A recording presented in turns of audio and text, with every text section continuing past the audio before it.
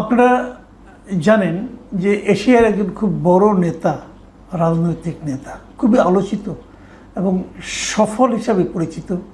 তিনি হচ্ছেন মালয়েশিয়ার সাবেক প্রধানমন্ত্রী ডক্টর মহাথির মোহাম্মদ।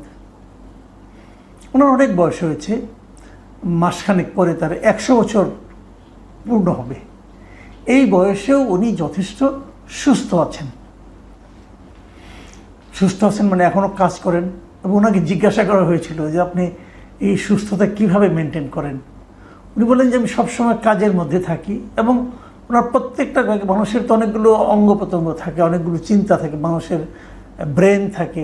আমি যদি ব্রেনকে অকেজে করে রাখি তাহলে ব্রেনটা একসময় বুঝবে তার কাজ প্রয়োজন নাই। কিন্তু আমি সব অঙ্গগুলিকে কাজে লাগাই, ফলে তারা সজীব থাকে, সচল থাকে। আমিও এভাবে চলে আছি। তারপরেও ভদ্রলোক এই বয়সেও আমি দেখেছি কথাবার্তা যখন বলেন তখন কিন্তু বেশ টনটনি, আমি বলবো, মানে এই বয়সের ছাপ অতটা পড়েনি। আমরা বোধহয় ওনার সঙ্গে আমাদের বর্তমান প্রধান উপদেষ্টা ডক্টর মোহাম্মদ ইউনূসকেও তুলনা করতে পারি। এই কারণে ইউনূস সাহেবের অনেক বয়স হয়েছে, কিন্তু উনি কিন্তু দীর্ঘ অনেক বছর ধরে দেখবেন আপনি মানে অবসরে কখনোই ছিলেন না। এখন একটা সরকারি দায়িত্ব পেয়েছেন, হয়তো একটা দায়িত্ব নিয়ে আছেন, কিন্তু এর আগে ওনার গ্রামীণের বিভিন্ন দায়িত্ব নিয়ে ছিলেন উনি, এবং গ্রামীণের নানা রকম প্রকল্প নতুন নতুন চালু করতেন, সেগুলো নিয়ে থাকতেন। আবার সরকারের সঙ্গে লড়াই করতেন, মানে সরকার ওনাকে নানাভাবে অপদস্থ করার জন্য হেনস্থা করার চেষ্টা করতো হাসিনা সরকার। তারপরে উনি ফাইটও করেছেন, কিন্তু কখনো কিন্তু উনি ঝিমিয়ে পড়েননি, থেমে যাননি। যে কারণে ওনাকেও আমার কাছে ওনার বয়সের তুলনায় অনেক সচল মনে হয় এবং ভালো। এটা আমাদের জন্য খুব ইতিবাচক একটা বিষয়। কিছুদিন আগে ডক্টর ইউনূস যখন জাপান গিয়েছিলেন, সেখানে কিন্তু মহাথির মোহাম্মদের সঙ্গে ওনার দেখা হয়েছিল এবং সেখানেও ডক্টর ইউনূসের সঙ্গে মহাথির মোহাম্মদ বেশ সময় নিয়ে আলাপ করেছেন। এখানে হলো মহাথির মোহাম্মদের কথা অনুযায়ী বলেছে যে হাসিনাকে উৎখাতের সেই ঐক্য বাংলাদেশে কই। মানে মহাথির মোহাম্মদ একটু হতাশ হয়েছেন যে সবাই ঐক্যবদ্ধভাবে হাসিনাকে তাড়ানো দেশের সব রাজনৈতিক দল, সাধারণ মানুষ। তারপর সেই ঐক্যটা টিকলো না কেন? এখন সবাই যার যার দিকে আল্লাহ আল্লাহ কথা বলছে কেন? এখনও কেন তারা ঐক্যবদ্ধভাবে ঠিক করতে পারছে না যে তারা কী ধরনের সরকার চায়? উনি কেবল এই প্রশ্নটাই করেছেন, উনি কোনো উত্তর দেননি। উনি কি বলেছেন সেটা আমি আপনাদেরকে একটু ওই বিডি নিউজ থেকে পড়ে শোনাচ্ছি। উনি দারিদ্র্য বিমোচনে প্রধান উপদেষ্টা মোহাম্মদ ইউনূসের কাজের প্রশংসা করলেও বাংলাদেশের বর্তমান রাজনৈতিক উত্তরণ পর্ব নিয়ে খুব বেশি আশাবাদী হতে পারছেন না। মানে যে উত্তরণ পর্বটা, সামনের দিকে এগিয়ে যাওয়ার, এই যে রাজনৈতিক একটা অচল অবস্থা এখন আছে, সেখান থেকে বেরিয়ে আসার জন্য কি করণীয়, সেই ব্যাপারে উনি খুব একটা আশাবাদী হতে পারছেন না। উনি ডক্টর ইউনূসের দারিদ্র্য বিমোচন কর্মসূচির প্রশংসা করেছেন। মানে দারিদ্র্য বিমোচন কর্মসূচিতে ডক্টর ইউনূস সফল, কিন্তু রাজনৈতিক অচল অবস্থা নিরসনে পুরো দেশকে অথবা রাজনৈতিক অঙ্গনকে অথবা দেশের জাতিকে যে একটা নতুন লক্ষ্যের দিকে উত্তরণ করা হবে, সেই ক্ষেত্রে ডক্টর ইউনূসের সাফল্য নিয়ে উনি সন্দিহান। তারপরে উনি বলেছেন যে শেখ হাসিনার সরকারকে ক্ষমতা থেকে নামাতে যে ঐক্য দেখা গিয়েছিল অভ্যুত্থানের 1 বছরের মাথায়, সেই ঐক্য তিনি আর বাংলাদেশে দেখছেন না। এটা আমরাও দেখছি না, নিশ্চয়ই দর্শক আপনারাও দেখছেন না। আপনি যদি বিএনপি করেন, আপনি মনে করছেন সবাই আপনাকে অসহযোগিতা করছে। আপনি যদি জামাত করেন, আপনি বলবেন যে বিএনপি আপনাদেরকে অসহযোগিতা করছে। আপনি যদি এনসিপি করেন, এনসিপি বলবে সবাই তাদেরকে অসহযোগিতা করছে, তারা একা ফাইট করছে। তো অনৈক্য তো রয়েই গেছে। সাধারণ মানুষ কি ভাবছে যে আমরা যা চেয়েছিলাম তা কেন পাচ্ছি না, আমরা যা চেয়েছিলাম তা কেন আমরা ডক্টর ইউনূসের মধ্যেও পাচ্ছি না, এই প্রশ্ন কিন্তু আসছে। দায়ী করবেন কাকে? এটা নিয়ে আমি একটু ছোট করে কথা বলবো। আমি ওনার শেষ মন্তব্যটা পড়ে শোনাই। তিনি বলেছেন, মানুষ শেখ হাসিনাকে সরাতে ঐক্যবদ্ধ ছিল, কিন্তু কী ধরনের সরকার তা চায় সে বিষয়ে ঐক্য নেই।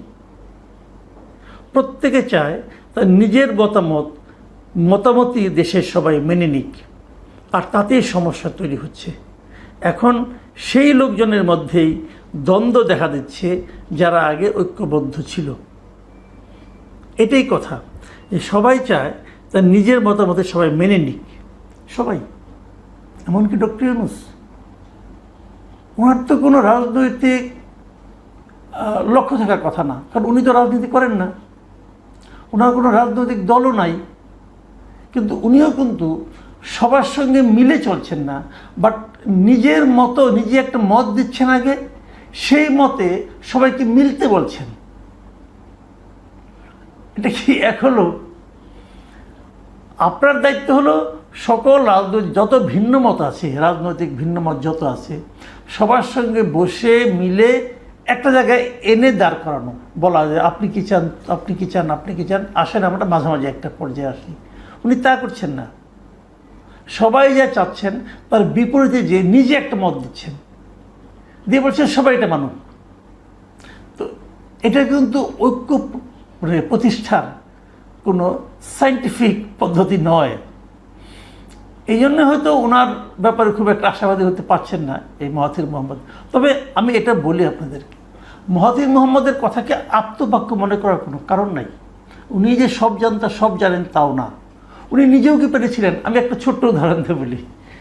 নাজিব রাজ্জাক সরকারকে যখন নামিয়ে দেওয়া হলো একটা সম্মিলিত আন্দোলনের মাধ্যমে, সেই আন্দোলনের মাধ্যমে কিন্তু এই আনোয়ার ইব্রাহিমদের সঙ্গে এই মাহাথির মোহাম্মদ ঐক্যবদ্ধ হয়ে আন্দোলন করে নাজিব রাজ্জাকের পতন ঘটিয়েছিলেন। আন্দোলন মানে ইলেকশনের মাধ্যমে পতন ঘটিয়েছিলেন। এবং তখন তারা একটা শর্তও ছিল যে নাজিব রাজ্জাক সরকারকে যদি তারা পরাজিত করতে পারে, তাহলে আনোয়ার ইব্রাহিম এবং মাহাথির মোহাম্মদের সম্মিলিত শক্তি, তাহলে তারা ক্ষমতাটাকে ভাগাভাগি করে নেবে। প্রথম অর্ধেক মাহাথির মোহাম্মদ প্রধানমন্ত্রী হবেন, পরের অর্ধেকে উনি আনোয়ার ইব্রাহিমকে অথবা তার দলের কাউকে দায়িত্ব দেবে। মাহাথির মোহাম্মদ কিন্তু সেই কথাটা রাখেননি, এবং যা রাখেননি উনি বরং ভেঙে দিয়েছেন। নানা রকম অজুহাত দেখা রয়েছে। তার আবার নতুন নির্বাচন হয়েছে, এখানেও মাহাথির মোহাম্মদ দাঁড়িয়েছিলেন। উনি ওনার আসন থেকে জামানত বাজেয়াপ্ত হয়ে গেছিল ওনার, এটাও ঠিক। কাজে কেন ঐক্য ধরে রাখা যায় না, এটা উনি নিজেও ওনার নিজের জীবন দিয়ে উনি বুঝিয়ে দিয়েছেন যে কেন উনি ঐক্য নষ্ট করতে পেরেছিলেন। উনি ঐক্য নষ্ট করার মাস্টার, এতে কোনো সন্দেহ নাই। বেসিক্যালি মাহাথির মোহাম্মদের অনেকটা ছিল আপনার একনায়কতান্ত্রিক শাসনের ব্যবস্থা আর কি হোক। তারপরেও উনি দেশের জন্য ভালো ছিলেন, দেশের উন্নতি করেছেন, অনেক কিছু করেছেন। আমি আমাদের প্রেক্ষিতটা বলি, ঘটনা হলো ওটাই যে সবাই তার তার মতো করে চায়। সবাই এই চাওয়াটা তখন কি ছিল, কি তখন সবার চাওয়া এক জায়গায় মিলে গিয়েছিল। সেই মিলনটা ছিল কোথায়, যে হাসিনাকে সরাতে হবে। সেই চাওয়াটা একসঙ্গে মিলে যাওয়ার কারণে সবাইকে ঐক্যবদ্ধ মনে হয়েছিল। আসলে এই দলগুলো কখনোই ঐক্যবদ্ধ নয়, মানে তারা হাসিনার পতনে ঐক্যবদ্ধ, কিন্তু জাতির উন্নয়নে ঐক্যবদ্ধ নয়, জনগণের ভালোর জন্য ঐক্যবদ্ধ নয়, যে কারণে ঐক্য টেকেননি। জনগণের ভালো কিভাবে হবে, এদেশ কিভাবে সামনের দিকে অগ্রসর হবে, এ ব্যাপারে সব দলেরই নিজস্ব নিজ নিজ চিন্তাভাবনা আছে। এবং সেই চিন্তাভাবনা যদি জিজ্ঞাসা করেন এদেরকে, সবাই বলবে আমার দল ক্ষমতায় গেলেই দেশের উন্নতি হবে। মানে আমার দল আগে ক্ষমতায় যেতে হবে, তারপরে দেশের উন্নতি হবে। আর আমরা যারা অসহায় জনগণ, আমরা জানি যে তার দলটা ক্ষমতায় গেলে তাদের উন্নতি হবে, আমাদের কিছু হবে না। বাংলাদেশে গত 52 বছরে আমরা দেখেছি, 53 বছরে আমরা দেখেছি যে দল ক্ষমতায় যায় তাদের উন্নতি হয়, সাধারণ মানুষের উন্নতি হয় না। সাধারণ মানুষ এটা ভাবেও না, ভাবে না কেন জানে, ভেবে কোনো লাভ নাই। সাধারণ মানুষ কী চায়, সাধারণ মানুষ চায় যে আমি যেন, তুমি যদি যে কথা বলে ক্ষমতায় গেলে, তুমি যদি ক্ষমতায় যাওয়ার পর সেই কাজটা না করতে পারো, আমি যেন তোমাকে 5 বছর পর ক্ষমতা থেকে সরিয়ে দেওয়ার ক্ষমতাটা রাখি। মানে একটা যেন নির্বাচন হয়, অবাধ সুষ্ঠু নির্বাচন, যে নির্বাচনে যদি ম্যাক্সিমাম জনগণ চায় আমি তোমাকে সরাতে পারি।